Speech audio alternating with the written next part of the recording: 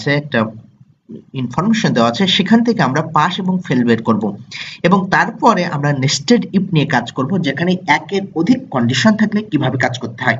তো প্রথমে এখানে একটা স্কুল বা কলেজের স্টুডেন্টের মার্ক দেওয়া আছে, টোটাল মার্ক দেওয়া আছে এবং পাস এবং ফেল দেওয়া আছে।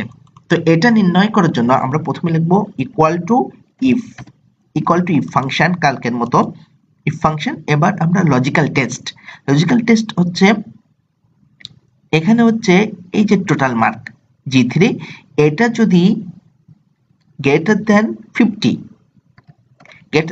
থেকে যদি বেশি হয়, তাহলে আমরা যে কন্ডিশনটা দেব হচ্ছে কি হবে, এখানে দেওয়া আছে পাস হবে, পাস। আর যদি ইফ ভ্যালু ইজ ফলস, যদি 50 থেকে এই G3 অর্থাৎ টোটালের মান বেশি না হয়, তাহলে আমার এখানে কি হবে, ফেল হবে। এখন আমরা এটা ইন্টারেজ করে